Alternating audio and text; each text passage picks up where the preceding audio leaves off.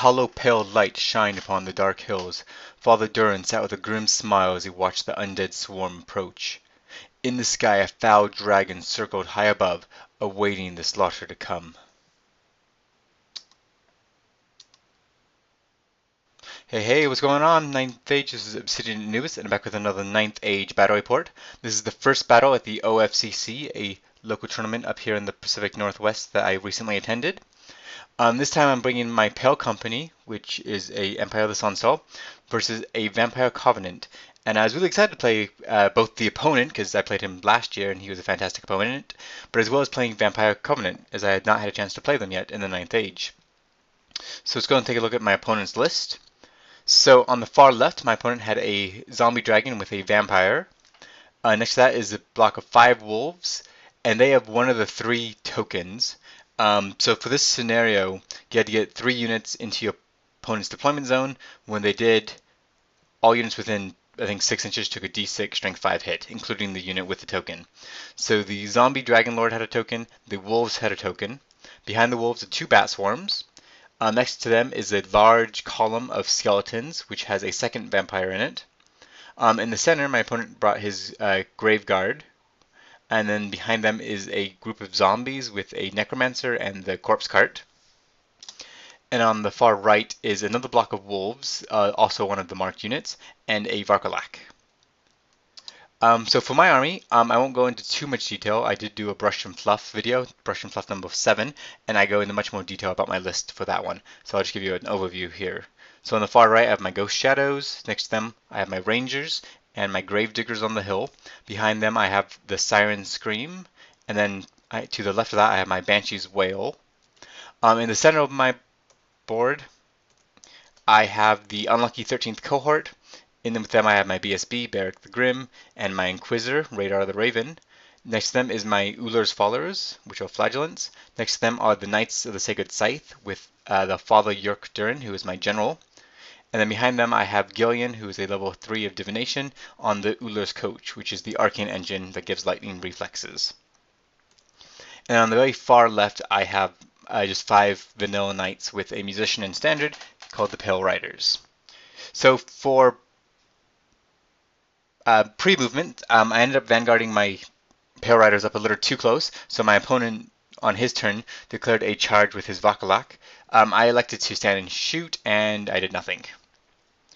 You can also see that my opponent moved up both units of dogs. The 3 on the left moved up towards my knights, setting off their tokens, so they lost 2 of the numbers and 1 of my knights. And then on the right side, the dogs also moved up, setting off their token and killed a few of them, and killed a few of my Rangers, which ended up panicking and fled to the other side of the hill. In regular movement, my opponent just kind of moved up, as you can see here. And then in Magic Phase, my opponent for the first turn only got 3 power dice. Honestly, I don't remember what they cast. I think they might have just grown some zombies, but either way, it was kind of irrelevant. And then in close combat, my opponent's Varkalak easily wiped out the Ghost Shadows and chased them off the board. And then you can see that this unit of dogs, which had 8 dogs to begin with, was brought down to 3. So 5 of those dogs were destroyed when that magical token went off. So that brings us to the Empire of Sunstar Pale Company turn 1. So I didn't do too much movement. I did kind of bring somewhat of a gun list. So I just kind of rearranged on the left, and then on the right I pivoted my Gravediggers around so that they could see those dogs and the Varkalak if he comes back on the board. Unfortunately, because this is a tournament, I forgot to take some pictures, so I am missing a few things. So this was my turn, and this is the only picture I have. I didn't do too much in shooting. I don't think my cannon hit, and my mortar, I think, also missed or misfired. So in my opponent's turn, he charged the Vampire Lord onto my knights, as you can see here. And then it also moved up the Bat Swarms to chaff up my Flagellants. In combat with the Vampire on the Dragon Lord, I just issued a challenge with my champion, and he easily wiped out my champion, but other than that, nothing else happened. So that brings us to Pale Company turn 2. So I kind of reformed my knights so I could have more knights attack on this next turn. Um, yeah, that's all I really did. The dogs had destroyed the dogs on the right hand had on my opponent's turn had destroyed the cannon, and then they had overrun into my mortar. So by the time we got to my turn two, I think my cannon was destroyed and my mortar was in combat with the other dogs. So things were not looking great on that side. Over here with the general and the vampire, I elected not to issue a challenge with my general because I wanted to have the extra attacks. Unfortunately, they didn't really help. I threw a few attacks at my opponent. He did his breath weapon this turn and killed all of the knights and chased my.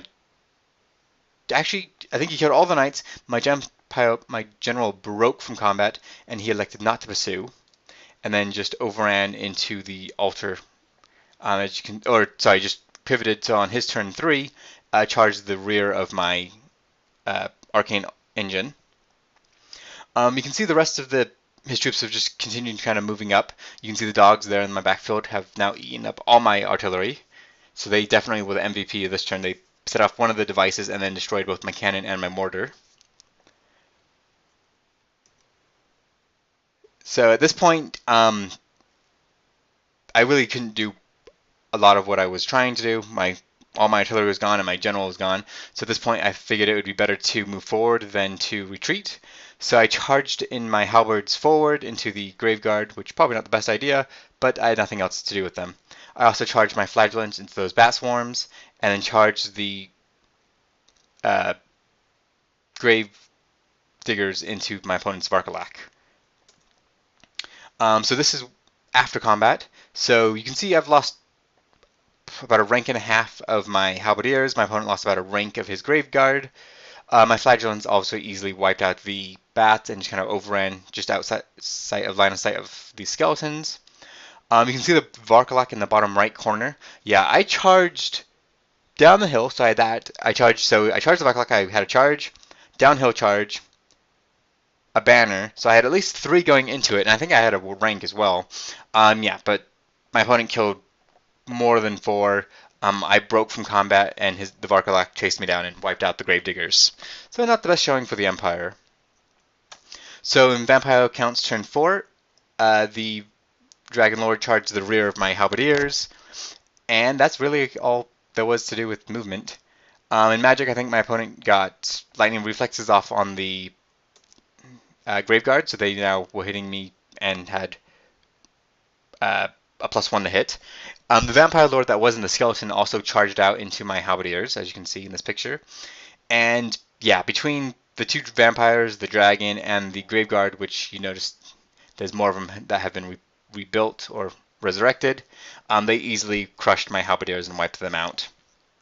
So this is what it looks like after my Halberdiers have been completely wiped off the battlefield. You can see my 1 unit of Flagellants did manage to reform on my turn, and then you can see my unit of Knights in the back, which so far have been pretty much useless. They were one of my 3 scoring units, or one of my units that had a marker, and they did make it into my opponent's deployment zone, so at least I got 1 victory point for them. So in Vampire Counts or Covenant turn 5, the Dragon and the Vampire and the Varkalak charge into my Flagellants. They kill quite a few. I do quite a few wounds back, but my opponent rolled fantastic for his. I think it was just armor save. It could have been a regen save, but either way, I ended up with 1 Flagellant left at the end of turn 5. But my opponent had still a whole another turn, which I don't have any more pictures to show.